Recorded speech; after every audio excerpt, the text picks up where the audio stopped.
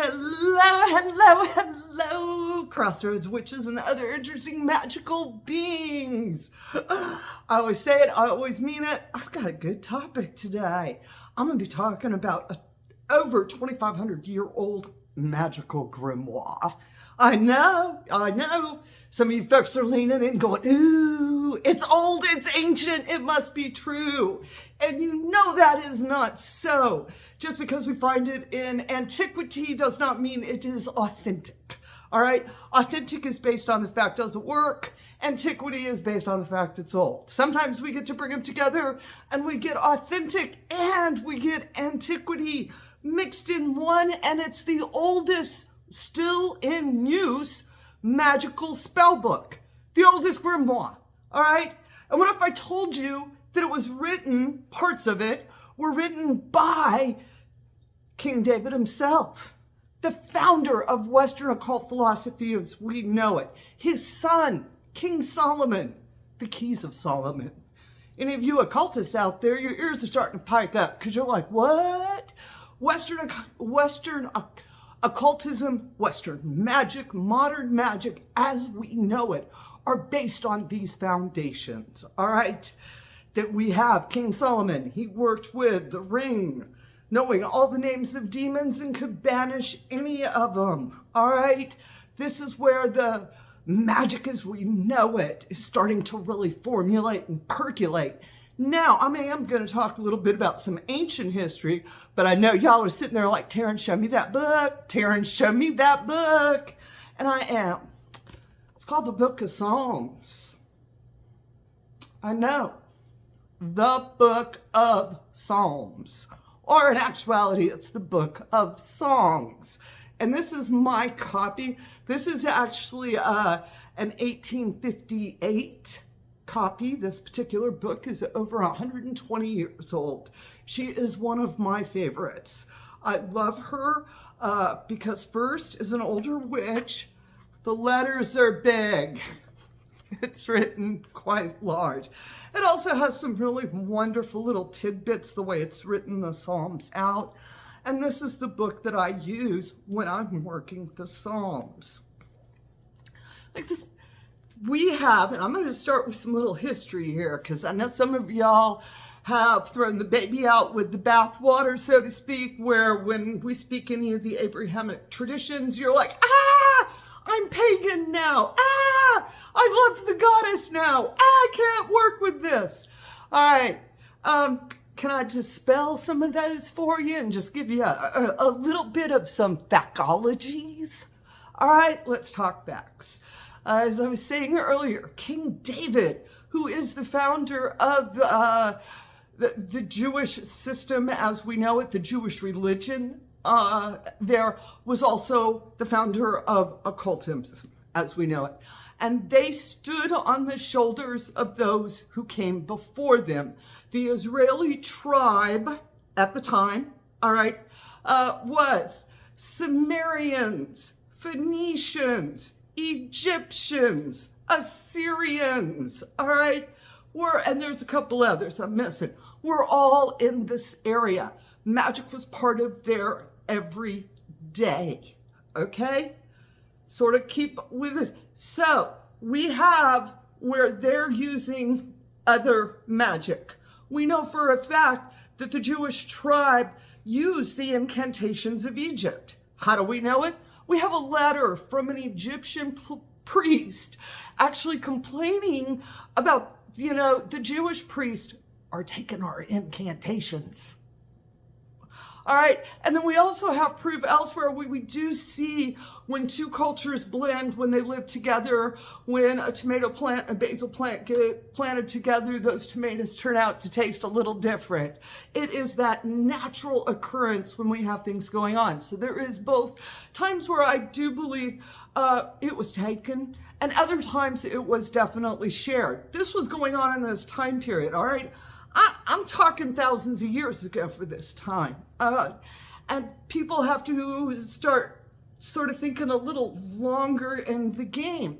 And we also know that these folks stood on the back of the Greco-Roman time period, the ancient mysteries, the temple of Ulysses, where we know Plato went and had an actual mind-boggling experience with God. We know during those times they were singing songs, singing incantations in the temples, all right? The ancient mysteries pre-Christianity were singing songs in their temples. They were singing incantations.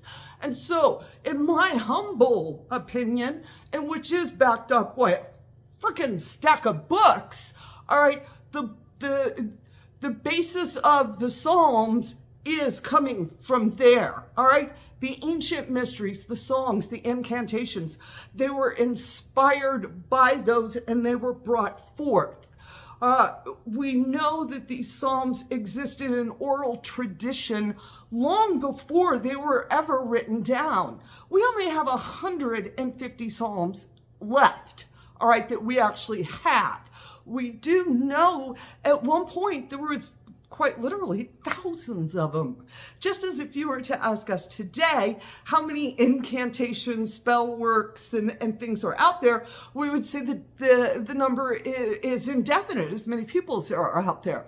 Now let me tell you what happened if only one section of those books survived. Then in 2,000 years, people are like, this is what they did. And you're like, no, this is part of what they did. There was a bigger picture going on here. We have to remember when we're talking in archaeology and anthropology that oftentimes we are dealing with fragmented knowledge, all right? I spoke earlier of the Elysian mysteries, the Elysian temples. This is our ancient of ancient. This is where we talk about those the mystery cults, all right? This is this time period, all right? Y'all, we guesstimate we have less than 10% knowledge of the entirety of their society, all right? And we have no idea what was going on in the temple. Very well kept secret. It was very much so the norm for the time period that you did not speak of your experience. You went to the temple, they sang songs, they played drums, and we do believe they used psychedelics. In fact, we know they used psychedelics. And they had an experience with the divine that forever changed them. And you can see that still moving forward into these little shadow remnants, even in Christianity, with the taking of communion. That is a replaying of the Elysian mysteries, okay? If you are curious about wanting to know more, I'm going to shoot another video where I'm going to talk some more about this deep history of understanding the lines of magic are all like this. And now we're going to go all the way back around to that book of Psalms, okay, that I started out with as this is an ancient grimoire, a magical spell book. To use the Psalms is to read the Psalms, the directions, the use of herbs, the lighting of candles, the speaking out loud, all right? The repetition, the use of numbers. It's all written in the Psalms, all right?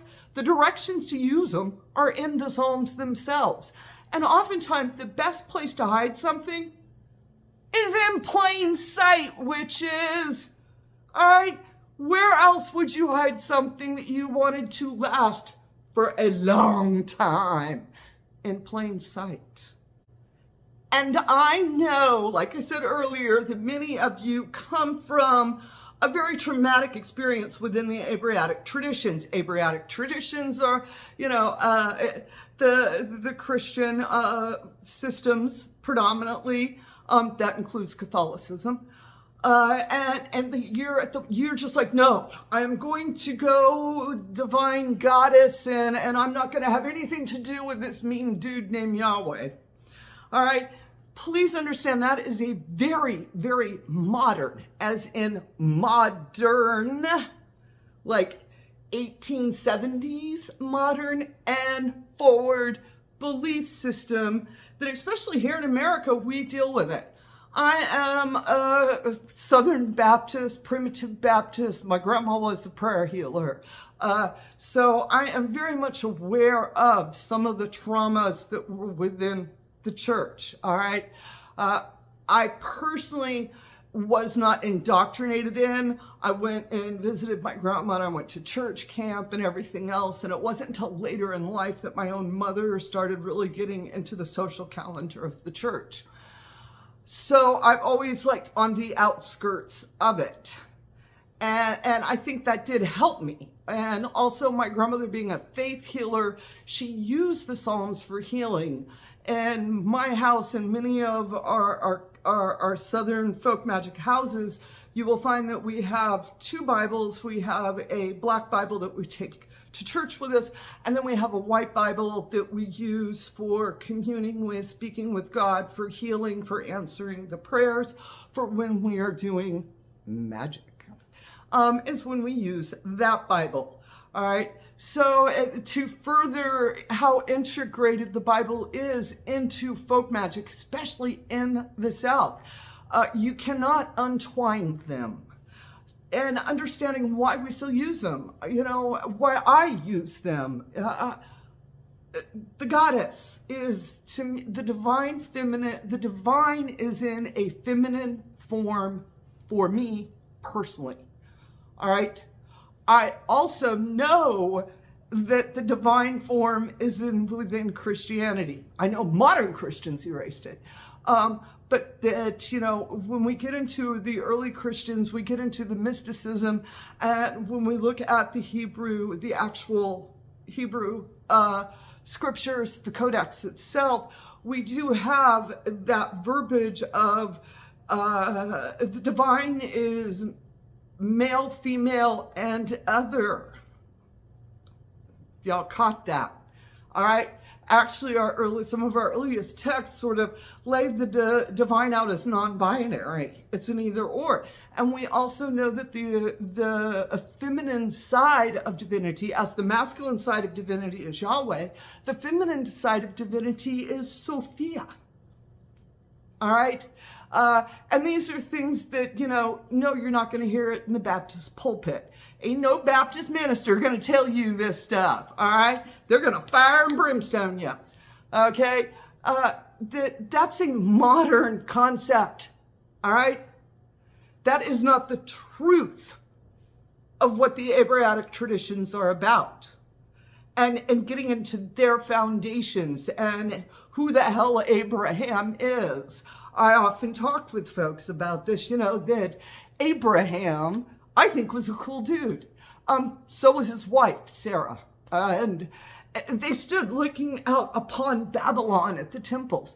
And at the time, these temples were corrupt. It was a pay-to-play system. If you had enough money, you could go to the Temple of Mercury, then you could go to the Temple of Artemis, and then, you know, to the different temples. But there was a lot of corruption. And Abraham saw that. And Abraham stood on that mountain looking down at Babylon with, I don't have to have a priest to have an experience with divinity. That's what he said. All right. Ain't no pastor going to tell you that. They need you in the church giving them money. But Abraham was turning his back on that. All right. Turning his back on the corruption that he saw within the religious system of the time, and felt that you personally could have a divine experience. All right. And that's what the early Christians were about, it was actually before Christianity, before Judaism, before all, when Abraham was just standing there, you didn't need a priest. You didn't need to pay anybody, that you are part of the divine. You could have a divine experience. This is a story that goes, like you said, Sarah was standing beside him. She got equal time.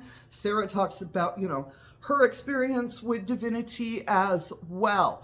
Things in which we find in modern Christianity have all been wiped out, and it's just all, you know, I don't know, old white guy stories at this point. But get past that, and if you are interested in wanting, again, to know more about this, I would highly recommend the Jewish Study Bible as a source book for you, because that's going to get you back into the oldest of the texts as they were originally written before King James Version.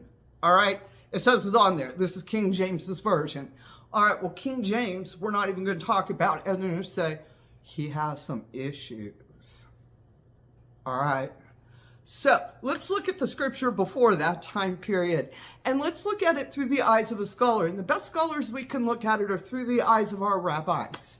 And that's where I go back to the Jewish Study Bible. It's a brilliant thing if you want to learn more about this, where you feel that, you know, that the Psalms are singing to you, but you're still a little over them. And your own personal experiences is learning to understand those were a personal experience and a personal place. They do not speak of the religion or the spiritual awareness of this religion as a whole. That was a lot to blurt out, I know. I just feel like I gotta stop and take a drink. That's all I'm saying. Y'all, I never spoke that fast so long. All right. Oh, that's better. Now let's talk about them Psalms. 150 of them. Every Psalm has a purpose. All right? And I'm going to open up my book. Like I said, I like this book because it actually does speak of the purposes of the Psalms. All right? We'll start with Psalm 1. The blessedness of the righteousness and the misery of the ungodly. You can work with that, can't you? All right? And the verses themselves, I'm not going to read through the verses, but each of the, let's see, Psalm 8 is that confident that God will punish the wicked and protect the righteous. Ooh, a prayer for divine help. Tells you right here. A prayer for divine help. You know, so he said, they come with directions, people. It's not that hard. All right? Where you can go through them, and I would say, actually, I was looking for Psalm 91. Psalm 91 is a psalm of protection. It's prominently used in Southern Conjure. It's also prominently used in Hoodoo. You find that there are several psalms in which are used for this. We all resonate with using them for the same thing. It's about you connecting to the psalms individually. I'm not going to sit here and go through all the psalms and all 150 of them. We'll be sitting here for 5 hours, you know. But I wanted to open up this window, crack it a little bit for some of you, with understanding that magic has always been around us far longer than what a lot of people think, and that we do have those lines of antiquity that have held on and brought it forth for us to use today. To use the Psalms is to believe in your personal connection to divinity. I use the word divinity instead of the word God, because as it was originally written, it was, like I was speaking earlier, it was the divine presence. And the divine presence included both Yahweh and Sophia. It included and other. And so for me, I like that expression because I feel like that's who I am connected to. That's who I am praying to. All right. I want to hear your thoughts on it. And of course, if this is something that you want to know more about, I wrote the book, Hoodoo in the Psalms, and which is going through all 150 of the Psalms and putting them into modern day workings based within the Southern Conjure side of Hoodoo.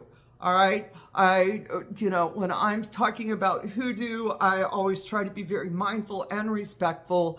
Please understand that is an umbrella term when we're talking it, because we have generational family Hoodoo traditions and which are closed. We also have what we refer to as our mail order hoodoo, and that is when by the 1890s it was starting to be sold in little booklets, and then, you know, by the 1920s, 1930s, it was very, very popular. That's when we start with the Papa Jim's Herbal Handbooks, Anna Riva's Books of Magic, the Marie Laveau Book of Black and White Magic.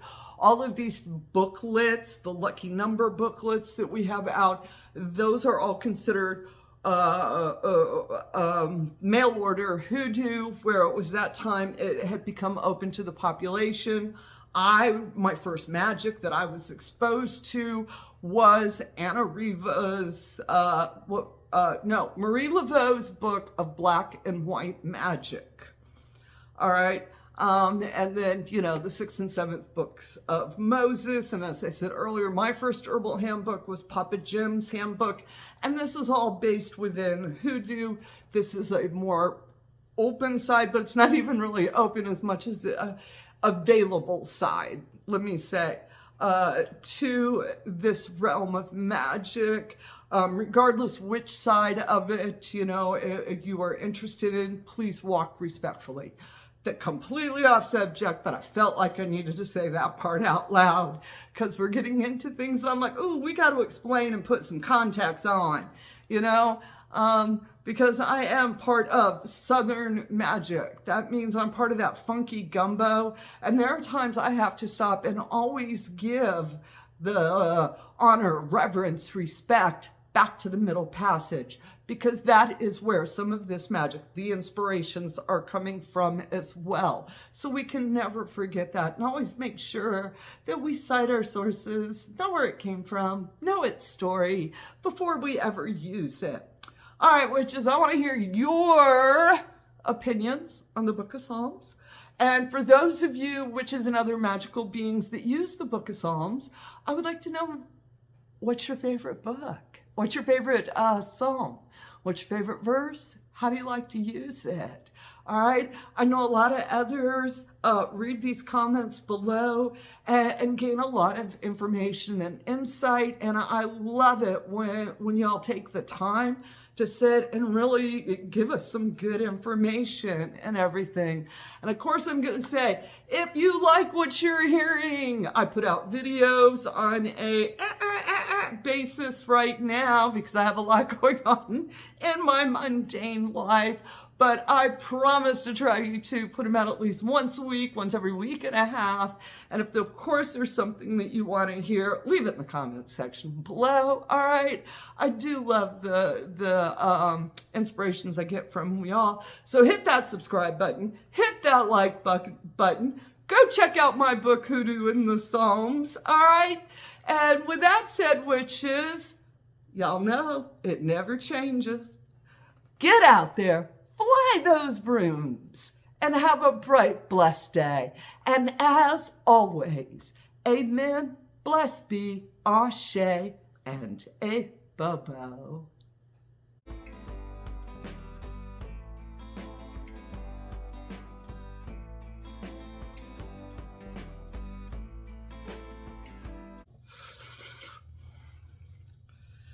I always get a little nervous, my little bit of nerves before I shoot a video.